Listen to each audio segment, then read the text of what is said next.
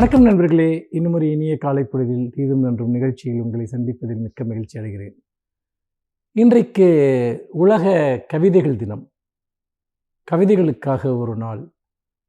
உலகமெங்கும் கவிதைகள் படிப்பதும், கவிதைகள் தொடர்பாக விவாதிப்பதற்கும், கவிஞர்களை கொண்டாடுவதற்கும், கவிதைகள் உருவாக்கக்கூடிய உளவியல் சார்ந்த, சமூகம் சார்ந்த பண்பாட்டு கூறுகளை முன்னிறுத்துவதற்கும் இந்த நாள் கொண்டாடப்படுகிறது. 1999ஆம் ஆண்டிலிருந்து யுனெஸ்கோ இந்த நாளை உலக கவிதை நாளாக அறிவித்திருக்கிறது. கவிதைகள் மனித வாழ்க்கையில் பெறக்கூடிய இடம் என்பது என்ன? உண்மையில் கவிதைகள் தான் மனிதனுடைய ஆதி கலை வடிவம் என்று சொல்கிறார்கள். அதாவது பாடல்கள். மனிதர்கள் உழைப்பில் ஈடுபடுகிற போது அந்த உழைப்பு தொடர்பான ஒரு களைப்பை போக்கிக் கொள்வதற்கும், உழைப்பை ஒரு கொண்டாட்டமாக மாற்றுவதற்கும், இயற்கையோடு மனிதர்கள் நிகழ்த்துகிற போராட்டத்தின் போது இயற்கையை வெல்வதற்கும், இயற்கையை வழிபடுவதற்கும் மனிதர்களுக்கு கவித்துவமான சொற்கள் தேவைப்பட்டன. அன்றாடம் அவர்கள் பேசுகிற சொற்களிலிருந்து வழிபடக்கூடிய, போரிடக்கூடிய அல்லது உழைப்பினுடைய ஒரு அந்த களைப்பை போக்கக்கூடிய வகையிலான சொற்கள் தேவைப்பட்டன. அப்படித்தான் உலகின் முதல் கவிதை பிறந்தது என்று சொல்கிறார்கள். அதற்கு பிறகு கவிதைகள் பற்பல கிளை விரித்து பற்பல வடிவங்களை கொண்டு இன்றைக்கு நாம் நவீன கவிதை என்கிற ஒரு வடிவத்தை வந்து சேர்ந்திருக்கிறோம். எல்லா காலகட்டங்களிலும் சமூக பண்பாட்டு வரலாற்றை பிரதிபலிக்கக்கூடியதாக கவிதைகள் தான் இருந்திருக்கின்றன. இன்னும் சொல்லப்போனால் வரலாற்றை எழுதுகிறவர்களுக்கு கவிதைகள் தான் ஒரு மிகப்பெரிய வழிகாட்டியாக இருந்திருக்கின்றன என்பதையும் நான் இந்த இடத்திலே குறிப்பிட விரும்புகிறேன். இதற்கு உதாரணமாக நீங்கள் தமிழ் மரபை எடுத்துக்கொண்டால் நமக்கு 2000 வருடங்களுக்கு முந்தைய கவிதை மரபு இருக்கிறது என்று சொல்கிறார்கள்.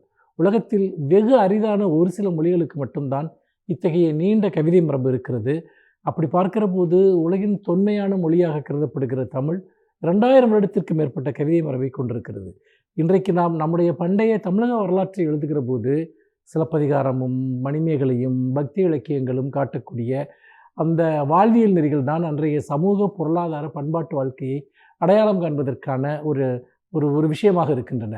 இன்னும் சொல்லப்போனால் கவிதைகள் மனித உணர்வுகளில் வகிக்கக்கூடிய இடம் என்பது என்ன என்று யோசிக்கிற போது மனிதர்கள் 2 விதமான ஒரு பார்வைகளை கொண்டிருக்கிறார்கள். ஒன்று தர்க்க உலகினுடைய பிரச்சனைகள், அதாவது யதார்த்த உலகில் இருக்கக்கூடிய சிக்கல்களை எப்படி எதிர்கொள்வது, தீர்ப்பது, தொழில் செய்வது, இப்படியான ஒரு முறைப்படுத்தப்பட்ட சிந்தனை அமைப்பு என்ற ஒன்று இருக்கிறது. உதாரணமாக நீங்கள் ஒரு வீட்டிலிருந்து கிளம்பி வெளியே போய் திரும்ப உங்கள் வீட்டிற்கு வருகிற வரைக்குமான உங்களுடைய சிந்தனை என்பது சமூக கட்டமைப்பினால் தொகுக்கப்பட்டிருக்கிறது. ஆனால் உங்களுக்கு வேறொரு பகுதியும் இருக்கிறது. அதுதான் தொகுக்கப்படாத உணர்ச்சிகள், அடையாளம் காணப்படாத உணர்ச்சிகள், வகைப்படுத்த முடியாத உணர்ச்சிகள். இந்த உணர்ச்சிகளை வகைப்படுத்துவது கவிதை. அப்படி பார்க்கிற போது உங்களுடைய மூட்டமான மங்கலான உணர்வுகளுக்கு ஒரு வடிவம் கொடுக்கிறது கவிதை. அதனால்தான் கவிதையை ஒரு அறிதல் முறை என்று சொல்கிறார்கள். இன்னும் சொல்லப்போனால் ஒரு கவிதை என்பது ஒரு அறிவியலும் கூட. அது நம்முடைய ஒரு உணர்ச்சிமயமான உலகம் குறித்த ஒரு அறிவியலாக அது இருக்கிறது. அது நம்முடைய உணர்ச்சிகளை தொகுத்தும் பகுத்தும் இனம் காண்கிறது. அப்படி தொகுத்தும் பகுத்தும் இனம் காண்கிற போது நம்முடைய உணர்வுகளின் மீது நமக்கு ஒரு கிளாரிட்டி, ஒரு தெளிவு உண்டாகிறது. இல்லை இன்னும் சொல்லப்போனால் நம்முடைய உணர்ச்சிகளோடு நாம் தெளிவாக உரையாட ஆரம்பிக்கிறோம். பல சமயங்களில் கவிதைகள் என்பது மனிதர்களை பீடித்திருக்கக்கூடிய குழப்பமான உணர்ச்சிகளிலிருந்து அவர்களை விடுவிக்கக்கூடிய ஒன்றாக கவிதை இருக்கிறது என்று உலகம் முழுக்க கருதுகிறார்கள். அதோடு மொழியினுடைய செப்பம் ஒவ்வொரு காலமும் கவிதையினால் தான் நிகழ்ந்திருக்கிறது. கவிதை தான் ஒரு மொழியை தொடர்ந்து செப்பமாக்குகிறது, செதுக்குகிறது, அதை அடுத்த கட்டத்திற்கு கொண்டு செல்கிறது. இப்படி தனிமனித அளவிலும் சரி, சமூக பண்பாட்டு வெளியிலும் சரி, வரலாற்று ரீதியாகவும் சரி, கவிதைகள் தான் மனித வாழ்க்கையினுடைய ஒரு மிகப்பெரிய விளக்காகவும் வெளிச்சமாகவும் இருக்கின்றன. அந்த கவிதைகளை நாம் ஆழ்ந்து படிப்பதும், கவிதைகள் காட்டக்கூடிய உலகத்தோடு தொடர்பு கொள்வதும் நம்மை நாமே செதுக்கிக் கொள்கிற ஒரு விஷயம் என்பதில் எந்த சந்தேகமும் இல்லை. உங்கள் அனைவருக்கும் உலக கவிதைகள் தின வாழ்த்துக்கள். மீண்டும் இன்னும் ஒரு புதிய சிந்தனையோடு உங்களை சந்திக்கிறேன். நன்றி, வணக்கம்.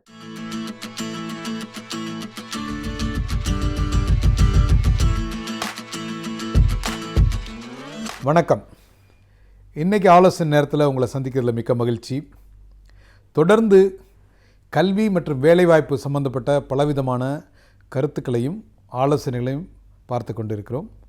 அந்த வகையில் இன்றைக்கு தனித்திறன் எவ்வாறு ஒரு நிறுவனத்தில் நாம் வளர்ச்சி பெறுவதற்கும் நிறுவனத்தில் வேலைவாய்ப்பு பெறுவதற்கும் உதவுகிறது என்பதை பார்க்கலாம்.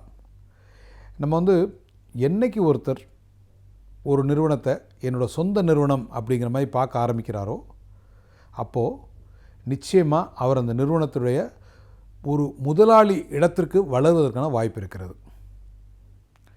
எந்த நிறுவனத்தின் வளர்ச்சியில் நமது வளர்ச்சி இருக்கிறது அப்படின்னு ஒருத்தர் நினைக்கிறாரோ அப்போ அவர் அந்த நிறுவனத்துடன் சேர்ந்து வளருவதற்கான வாய்ப்பு இருக்கிறது.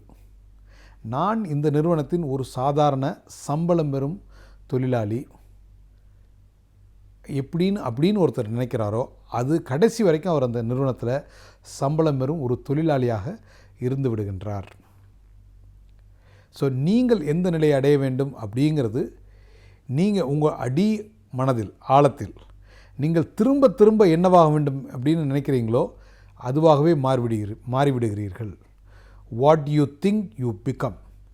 நீங்கள் திரும்ப திரும்ப உங்களை பற்றி என்ன விதமான சுய கற்பனை சுய சிந்தனையுடன் உங்களை பற்றிய நீங்கள் தெளிவான நிலைப்பாட்டை எடுக்கின்றீர்களோ அந்த நிலைப்பாட்டிற்கு நீங்கள் என்றைக்காவது ஒரு நாள் வந்து விடுவீர்கள் அப்படிங்கிறது த லா ஆஃப் அட்ராக்ஷனோட ஒரு திண்ணமான கருத்து. பலர் இது அப்படி தான் நடந்திருக்கு, நான் நினச்சதெல்லாம் நடந்திருக்கு அப்படின்னு சொல்லுவாங்க. நினச்சதெல்லாம் நடந்ததுக்கு காரணம் அவங்களோட டீப் ஆழமான மனதின் அடித்தளத்தில் அவங்க நினைத்த இலக்கை நோக்கி தினசரி ஒரு அடியாவது எடுத்து வைக்கிறதுனால தான் அவங்களால அந்த இலக்குக்கு போக முடியுது. ஸோ அப்படி இருக்கப்போ நீங்கள் வேலை பார்த்து கொண்டிருப்பவராக இருந்தால், ஏதோ ஒரு நிறுவனத்தில் வேலை பார்த்துக்கிட்டு இருக்கீங்க, நீங்கள் என்ன ஒரு நிலையில் இருந்தாலும் உங்களுடைய அந்த நிறுவனத்தில் உங்களுடைய கெரியர் உங்களுடைய வாழ்க்கையை அந்த நிறுவனத்தின் வளர்ச்சியில் அர்ப்பணிக்கப் போகிறீர்களா அப்படிங்கிறது முதல் கேள்வி. அவ்வாறு அர்ப்பணிப்பீர்களே ஆனால் நீங்கள் எவ்வாறு நீங்கள் வளர்ச்சி அடைய வேண்டும், ஒரு வருஷமும் நீங்கள் எந்த நிலையை அடைய வேண்டும் அப்படிங்கிறத நீங்கள் ஒரு பேப்பரில் எழுதி அந்த நிலையை அடைவதற்கு நான் என்னவெல்லாம் செய்ய வேண்டும், எவ்விதமான திறன்களை வளர்த்து கொள்வதன் மூலம் நான் அந்த நிலைக்கு செல்ல முடியும் அப்படிங்கிறத நம்ம தொடர்ந்து கற்றுக்கொண்டு முன்னேறி கொண்டே இருக்க வேண்டும். ஒவ்வொரு நாளும் உங்களுடைய இலக்கை நோக்கி ஒரு அடியாவது நீங்கள் எடுத்து வைக்க வேண்டும். Every day you have to take one step towards your goal. இந்த ஆக்ஷன் டேக்கர்ஸ் அப்படின்னு ஒன்று சொல்லுவாங்க. ஆக்ஷன் டேக்கர்ஸ்னால் முயற்சி செய்பவர்கள், முயற்சி திருவினையாக்கும் அப்படின்னு சொல்கிறாங்க. முயற்சி செய்பவர்கள் தோற்பதில்லை. தொடர்ந்து முயன்று கொண்டே இருப்பவர்கள் நிச்சயமாக அவர்களுடைய இலக்கை அடைந்து விடுவார்கள். அவர்கள் அடைவது வேறு ஒரு பாதையில் அடையலாம், இல்லை கொஞ்சம் நாள் கழிச்சு அடையலாம். ஆனால் அவர்கள் நினைத்த இலக்கை அடைவது மிக மிக நிச்சயமான உறுதியான ஒன்றாக கருதப்படுகிறது. ஸோ நிறைய பேர் பேசுவாங்க, வாய்ச்சொல்லில் வீரரடி அப்படிங்கிற மாதிரி. அவங்க நிறையா டயலாக் பேசுவாங்க, நிறையா ஸ்ட்ராட்டஜி பற்றி சொல்லுவாங்க, நிறையா கருத்துக்கள் சொல்லுவாங்க. ஆனால் they don't take action. கருத்துக்கள் சொன்னதோடு அப்படியே நிறுத்திடுவாங்க, இம்ப்ளிமெண்டேஷனுக்கு போக மாட்டாங்க. ஒருத்தர் ஐடியேட் பண்ணி ஒரு புதிய ஐடியா க்ரியேட் பண்ணி அந்த ஐடியாவில் யார் அதை இம்ப்ளிமெண்ட் பண்ணுறதுக்காக தினசரி உழைக்கிறார்களோ அவர்கள் தான் மேலே உயரமாக வளர்கிறார்கள். இன்றைக்கி அந்த ஃபேஸ்புக்கோட ஓனரை சொல்கிறாங்க, அவர் இளம் வயதில் பெரிய உலகத்தின் பணக்காரர் அப்படின்னு சொல்கிறாங்க. அவர் நினைச்ச ஒரு ஐடியாவை அவர் எப்படி ஒரு உன்னதமான முறையில் அதை நடைமுறைப்படுத்தினார் அப்படிங்கிறதுலாம் அவருடைய வெற்றி இருக்கிறது. நம்ம ஊர்லேயே நம்மளோட நண்பர்களே சில பேர் இளம் வயதில் அவர்கள் நினைத்து இலக்கை அடைந்திருப்பார்கள். நம்ம உடனே என்ன சொல்லுவோம், அவருக்கு லக்கு, இல்லை அப்பா பண்ணிட்டாரு, மாமனார் பண்ணிட்டாரு, ஏதோ ஒரு வேறு காரணத்தை சொல்லுவோம். அவர் உழைத்தாருங்கிற காரணத்தை தவிர அவரோட முயற்சியை குறைவாக மதிப்பிட்டு மற்ற எல்லாத்தையும் பேசுவோம். எந்த ஒரு வெற்றிக்கு பின்னாலும் கடுமையான அதீத ஆர்வமும் அதீத உழைப்பும் இருக்குது அப்படிங்கிறத நம்ம என்றைக்குமே மறுக்க முடியாது. எளிதாக மேலே செல்லுகின்ற எதுவும் அதே வேகத்தில் கீழே வந்துவிடும் அப்படிங்கிறது எல்லாருக்கும் தெரிஞ்ச ஒன்று. ஸோ அப்படி இருக்கப்போ ஒரு நிறுவனத்தில் நீங்கள் உங்களுடைய உயர்ந்த இலக்கை அடைய வேண்டும் என்றால் அந்த இலக்குக்கு போவதற்கு என்னவெல்லாம் செய்ய வேண்டும், அந்த இலக்கை அடைவதற்கு என்ன விதமான திறன்களை வளர்த்து கொள்ள வேண்டும், அந்த இலக்கை அடைவதற்கு நாம் எவ்வாறு நம்மை தினசரி மாற்றி அமைத்து கொண்டிருக்க வேண்டும் அப்படிங்கிறத புரிஞ்சுக்கிட்டு தினசரி அந்த இலக்கை நோக்கி ஒரு அடியாவது, ஒரு step, a journey of 1000 miles start with the first step, one single step. ஒரு 1000 மைல்கள் கடப்பதுனா கூட ஒரு அடி எடுத்து வச்சா தான் அந்த 1000 மைல் வரும். ஸோ நீங்கள் அடைய வேண்டிய இலக்கு எதுவாக இருந்தாலும் முதலடியை மிக தைரியமாக எடுத்து வைத்து தினசரி அந்த இலக்கை நோக்கி போக வேண்டும். தினசரி நீங்கள் ஒரு மாணவராக உங்களுடைய திறன்களை வளர்த்து கொள்ள வேண்டும். திறன்களை வளர்த்து கொண்டால் நீங்கள் ஒரு இன்றியமையாத, அந்த நிறுவனத்தின் வளர்ச்சிக்கு ஒரு இன்றியமையாத நபராக மாறிவிட வாய்ப்பு இருக்கிறது. அதே போல் நீங்கள் இப்போ என்னை நான் ஸ்டூடெண்ட்டாக இருக்கேன், இல்லை நான் காலேஜில் படிச்சுக்கிட்டு இருக்கேன், நான் ஒரு நிறுவனத்துக்கு இந்த மாதிரி நிறுவனத்துக்கு வேலைக்கு போகணும், என்னை எப்படி தயார்படுத்திக்கிறது? உங்களுக்கு எந்த நிறுவனத்துக்கு வேலைக்கு போகணுங்கிறது தெரிஞ்சிருச்சு, உங்கள் மனசளவில் ஆசைப்பட ஆரம்பிச்சிட்டிங்க. அனைத்திற்கும் ஆசைப்படு அப்படின்னு சொல்கிறாங்க. சரி, மனதளவில் ஆசைப்பட்டாச்சு. அந்த நிறுவனம் என்ன மாதிரி நிறுவனம், அந்த நிறுவனத்தில் என்ன மாதிரி ஆட்களை எடுக்கிறார்கள், அந்த நிறுவனத்தில் என்ன மாதிரி திறன்கள் அத்தியாவசியமானதாக இருக்கிறது, எந்த மாதிரி திறன்களை வளர்த்து கொண்டால் அந்த நிறுவனம் என்னை நோக்கி கை நீட்டும் அப்படிங்கிறத புரிஞ்சுக்கலாம். இன்றைக்கி உலகத்தில் ரகசியம் அப்படிங்கிற வார்த்தைக்கு அர்த்தமே கிடையாது. எல்லாமே ஓப்பன். ஒரு நிறுவனத்தினுடைய ஃபைனான்ஸ் என்ன ப்ராஃபிட் பண்ணாங்க, யாருக்கு எவ்வளோ சம்பளம், யார் எத்தனை நாள் ஒர்க் பண்ணாங்கங்கிற வரைக்கும் நம்மளால் இன்றைக்கி ஓப்பனாக பப்ளிக் டொமைனில் பொதுமக்களுடைய பயன்பாட்டிற்காக இருக்கிறது. அப்போது ஒரு நிறுவனத்தை பற்றி நீங்கள் இந்த நிறுவனத்தில் நான் வேலைக்கு போகணும் அப்படின்னா அந்த நிறுவனம் பற்றிய அனைத்து தகவல்களையும் பெற்று உங்களுடைய பேஷனையும் அந்த நிறுவனத்தினுடைய தேவையும் மேட்ச் பண்ணி உங்களுடைய திறன்களை நீங்கள் வளர்த்து கொள்ளுகின்ற பொழுது அந்த நிறுவனத்திற்கு நீங்கள் மிகவும் தேவையான ஒரு நபராக மாறுகின்றீர்கள். அந்த நிறுவனம் உங்கள் மூலம் பயன்பெறும் ஒரு நிலையை பெறுகிறது. அவ்வாறு அந்த நிறுவனத்துக்கு நீங்கள் பயனுள்ள ஒரு ரிசோர்ஸ், ஒரு பயனுள்ள ஒரு வேலைக்கான ஆட்களாக மாறிவிட்டால் நிச்சயமாக அந்த நிறுவனத்தில் நீங்கள் வேலைக்கு செல்வதற்கான அனைத்து தகுதிகளும் உங்களுக்கு வந்துவிட்டது. வேலை கிடைப்பதற்கான அனைத்து வாய்ப்புகளும் உங்களுக்கு வந்துவிடும். நம்மை நாம் தயார்படுத்திக் கொள்வது தான் முதல் படி. அந்த முதல் படியை நாம் செய்வதன் மூலம் நாம் நினைத்த இலக்கை நிச்சயமாக அடைய முடியும். வாழ்த்துக்கள். வணக்கம்.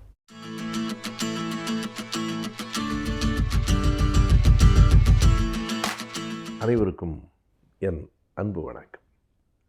மார்ச் 21 என்னும் நாளுக்கு சமூக நீதி வரலாற்றில் எவ்வளவு பெரிய இடம் உண்டு என்பது பலருக்கும் மறந்து போயிருக்கலாம்.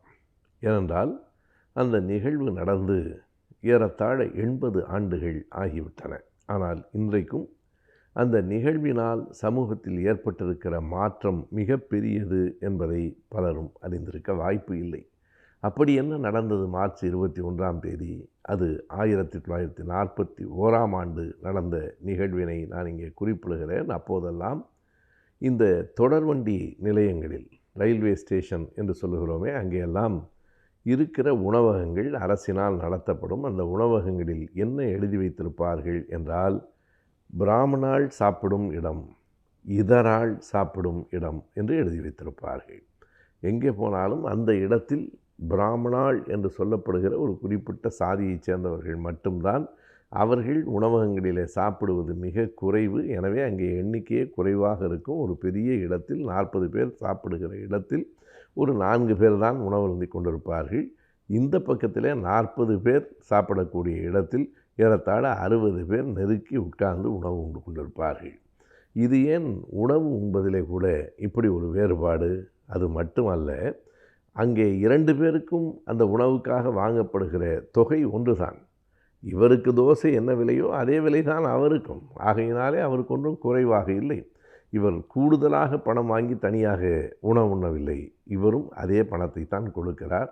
பிறகு ஏன் இந்த வேறுபாடு? அது மட்டுமல்லாமல், பிராமணாள் என்று குறிப்பிடப்படுகிற அவர்கள் பெரும்பாலும் வீட்டிலிருந்து உணவை எடுத்து வந்து விடுவார்கள். உணவகங்களில் உண்ணும் பழக்கம் இன்றைக்கே குறைவென்றால் அன்றைக்கு மிக மிக குறைவு. மற்றவர்கள்தான் இந்த உணவகங்களிலே உணவு உண்பார்கள். இதை தந்தை பெரியார் அவர்கள் திராவிடர் கழகத்தின் சார்பில் முன்னெடுத்து, இனி இந்த பெயர் பலகைகள் அகற்றப்படுகிற வரையில் நாங்கள் யாரும் அந்த உணவகத்தில் உண்ணமாட்டோம் என்கிற அந்த குரலை கொடுத்த போது முதலில் அரசாங்கம் அது பற்றி பெரிதாக கவலைப்படவில்லை. இவர்கள் உண்ணாவிட்டால் என்ன ஆகிவிடும் என்று கருதினார்கள். பிறகுதான் புரிந்தது, கூடுதலாக அந்த உணவகங்களை பயன்படுத்துகிறவர்கள், உணவகங்களுக்கான வருமானம் அவர்களின் மூலமிருந்து தான் வருகிறது என்பது அவர்களில் பலரும் உண்ண மறுத்ததற்கு பிறகு அரசுக்கு தெரிந்தது. பிறகு அரசு அதனை ஏற்றுக்கொண்டது. சரி, நாங்கள் இந்த பெயர் பலகைகளை அகற்றி விடுகிறோம். அப்படியானால் என்ன பொருள்? அந்த இடத்தில் யார் வேண்டுமானாலும் எங்கு வேண்டுமானாலும் அமர்ந்து உண்ணலாம் என்பதுதான். இந்த தொடர் வண்டிகள் வந்தபோது ஒரு பெரிய சமூக மாற்றம் நடந்தது என்பதை நாம் உணர வேண்டும். அதற்கு முன்பெல்லாம் பேருந்துகளில் பட்டியலினத்தை சார்ந்த மக்கள், அப்படி மட்டுமல்ல, இங்கே விலங்குகள், தொடுநோயாளிகள், பட்டியலினத்தை சார்ந்தவர்கள், அப்போது தாழ்த்தப்பட்டவர்கள் என்ற சொல்லால் குறிக்கப்பட்டது ஆகியோர் இந்த பேருந்தில் ஏற உரிமை இல்லை என்றுதான் பயணச்சீட்டிலேயே அச்சடித்து கொண்டிருந்தார்கள். ஒரு நாடக கொட்டகையில் கூட பட்டியலின மக்கள் உள்ளே வரக்கூடாது என்று சொல்லுகிற அளவுக்கு தீண்டாமை கொடுமை தலைவிரித்து ஆடியது. இந்த தொடர்வண்டி வந்த நேரத்திலே தான் யார் வேண்டுமானாலும் எங்கு வேண்டுமானாலும் அமரலாம், இது இந்த சாதியினருக்கு அது அந்த சாதியினருக்கு என்கிற பிரிவு இல்லை, யார் வேண்டுமானாலும் எங்கு வேண்டுமானாலும் அமரலாம் என்கிற நிலை தொடர்வண்டியில் வந்தது. ஆனால் தொடர்வண்டி நிலையத்திற்குள் வரவில்லை. தொடர்வண்டி நிலையத்திற்குள் அந்த உணவகங்களில் இங்கே இருக்கிறவர்கள் வேறு அவர்கள் வேறு என்று பிரித்து காட்டப்பட்டு அதற்காக தமிழ்நாடு முழுவதும் போராட்டமே நடந்தது. அந்த போராட்டத்தினுடைய இறுதியில் 1941 ஆண்டு மார்ச் மாதம் 21 முழுமையாக அந்த கோரிக்கை ஏற்றுக்கொள்ளப்பட்டு பிராமணால் சாப்பிடும் இடம், இதரால் சாப்பிடும் இடம் என்கிற அந்த பெயர் பலகைகள் இரண்டுமே நீக்கப்பட்டன. ஒரு சமூக நீதியும் ஜனநாயகமும் கிடைத்த நாள் இந்த மார்ச் 21.